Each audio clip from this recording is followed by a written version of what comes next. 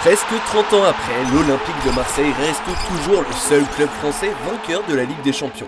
Oui, on sait, ça commence à dater. N'empêche que, grâce au coup de casque historique de Basile Boli, l'OM peut encore se vanter aujourd'hui de chanter à jamais les premiers. À l'origine de ce triomphe, un homme, Bernard Tapie. Sous son impulsion, l'OM devient à cette époque le meilleur club français et l'une des équipes les plus redoutables sur la scène européenne. Pourtant, des affaires de corruption viendront ternir l'image du club et lèveront des doutes sur l'ensemble de ses succès. Retour en image sur l'ère victorieuse mais controversée de Bernard Tapie à l'Olympique de Marseille. Abonne-toi à Megafoot, le meilleur du foot. L'avenir est optimiste pour Bernard Ah Tapie. oui. Ouais, non, mais je pense qu'on va faire.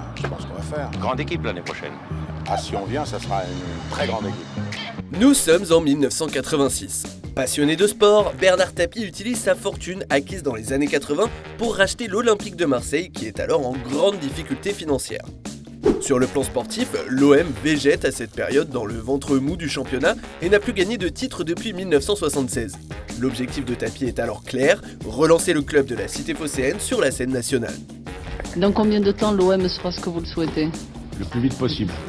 Avec l'homme d'affaires, impossible de faire dans la demi-mesure. L'OM doit devenir le plus grand club européen et remporter la coupe aux grandes oreilles. Pour arriver à ses fins, il engagera sous les conseils avisés de son manager Michel Hidalgo une flopée de joueurs expérimentés, auxquels s'ajoute le recrutement de nombreux joueurs espoirs qui deviendront au fil des années des stars du ballon rond. Les plus connus d'entre eux seront les Français Jean-Pierre Papin, Éric Cantona, Basile Boli, Didier Deschamps, Marcel Desailly et Fabien Barthez, le Ghanéen Abedi Pelé, l'Anglais Chris Waddle, l'Allemand Rudi Völler, le Yougoslave Dragan Stojkovic, le Brésilien Carlos Moser ou encore l'Uruguayen Enzo Francescoli. Tous auront permis à Marseille d'être au sommet de sa gloire. 5 titres de champion de France, une Coupe de France, l'OM accumule les titres et enchaîne les parcours européens qui font vibrer la France entière.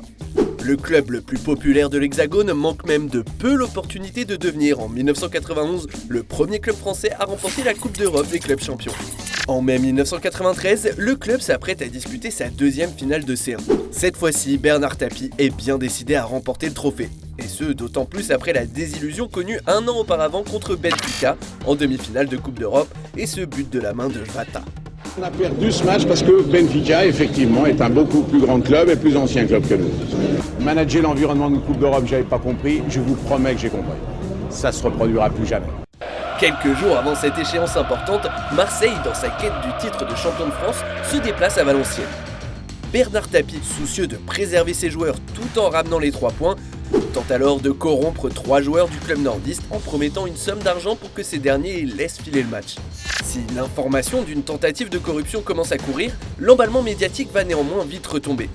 Bah oui, l'important est ailleurs pour la presse, l'OM dispute à Munich contre le Grand Milan AC sa finale de Ligue des Champions. Marseille réalise alors l'exploit de renverser les Italiens et de soulever la plus prestigieuse des Coupes d'Europe.